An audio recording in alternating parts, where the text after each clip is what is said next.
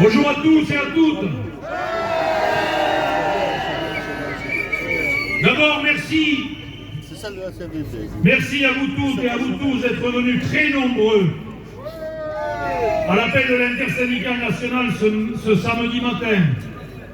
Nous sommes aujourd'hui plus de 10 000 dans les rues de Tarbes. Le pari est gagné. C'est la 4e fois que partout en France, les habitants de ce pays descendent dans la rue, en masse, pour dire au gouvernement de retirer sa réforme des retraites.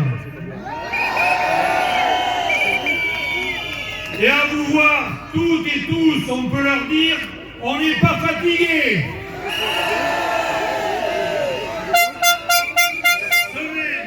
Semaine après semaine, depuis le 19 janvier, ce sont des millions d'entre nous, salariés, sans emploi, retraités, étudiants, qui se dressent pour dire non.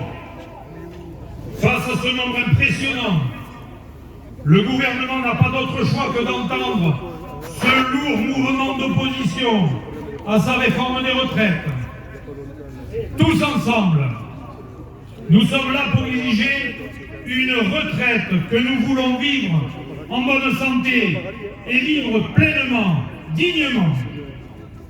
Travailler en bonne santé est un droit. Vivre sa retraite en bonne santé est aussi un droit. Car ne nous y trompons pas, les dernières annonces de la Première ministre pour tenter d'obtenir le vote de la droite ne sont que des rustines. Le cœur de leur projet, c'est bien le report de l'âge légal de départ à la retraite à 64 ans avec une accélération de la durée de cotisation. C'est-à-dire le contraire exact de ce que disait Macron le 12 mars 2017.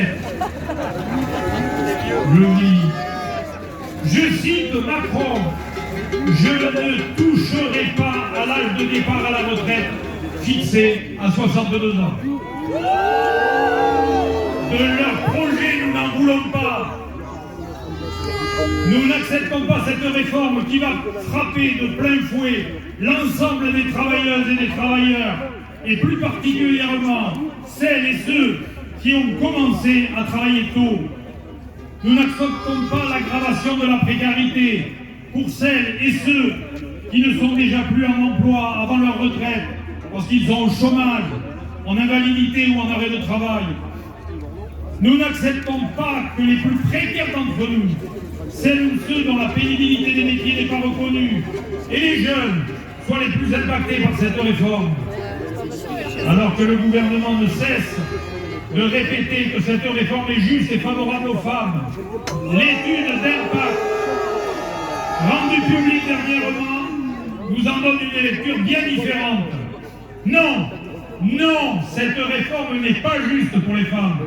Celles en particulier ayant eu des enfants et une carrière longue sont parmi les grandes perdantes de la réforme. Nous ne l'acceptons pas.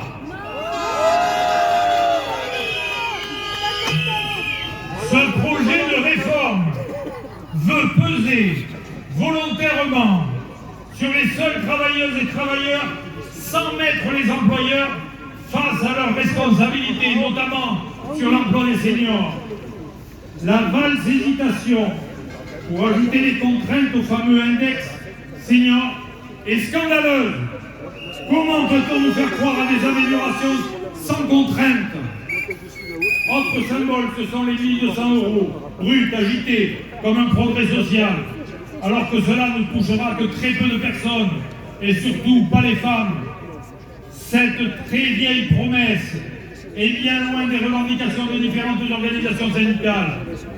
À ce mépris, depuis le 19 janvier, nous répondons par la mobilisation.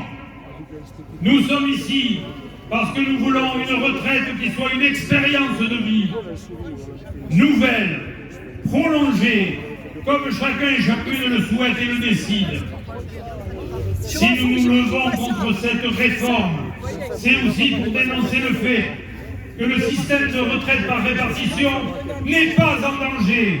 Rien ne justifie une réforme aussi brutale.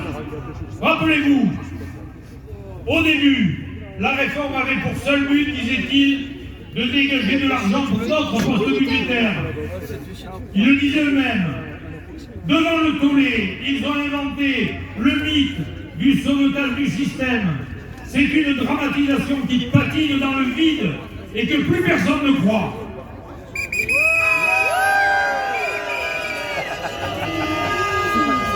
Jamais le gouvernement a goûté sur son projet, n'a étudié sérieusement les propositions de nos organisations syndicales pour assurer l'équilibre financier du système, tout en allant vers un réel progrès social.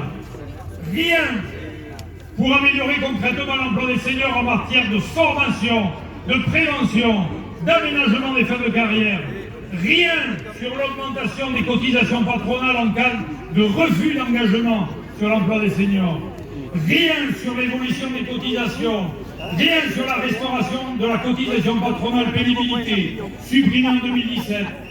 Rien sur le maintien de la participation de l'État employeur alors qu'il projette une explosion des rémunérations indemnitaires non soumises à cotisation et sans droit à la retraite. Rien sur les mécanismes de solidarité du système. Nous revendiquons haut et fort que la fiscalité des revenus du patrimoine soit alignée sur celle des revenus du travail. Depuis des semaines, nous montrons que ce gouvernement, nous montrons à ce gouvernement, par des manifestations immenses et pacifiques, que le pays ne veut pas de sa réforme. Notre nombre, c'est notre force. Ce gouvernement doit comprendre que la démocratie, c'est aussi écouter le peuple, ce peuple qui s'exprime en masse et pacifiquement depuis des semaines. Le gouvernement doit retirer son projet de loi. Le pays n'en veut pas. D'ores et déjà, l'intersyndicale nationale appelle à une nouvelle journée de grève et de manifestation le jeudi 16 février. Ce 5e round, veille de la fin des travaux à l'Assemblée nationale, doit être une suite forte, déterminée, unie, pour obtenir le retrait de cette réforme injuste, brutale et rejetée par le pays entier. Bien entendu, nous appelons à nouveau à multiplier dès demain les actions, les initiatives, partout sur le territoire, dans les entreprises et les services, dans les lieux d'études, y compris par la grève. Nous vous incitons aussi, si ce n'est pas déjà fait, à faire signer autour de vous la pétition intersyndicale qui circule sur Internet. À ce jour, la pétition a recueilli 1 million de signatures. Ce nombre record est aussi la preuve du rejet de la réforme par le pays. Nous pouvons gagner. Nous allons gagner. Cela ne tient qu'à vous, tous ici présents, et à notre nombre, à notre détermination. Restons unis et soyons déterminés.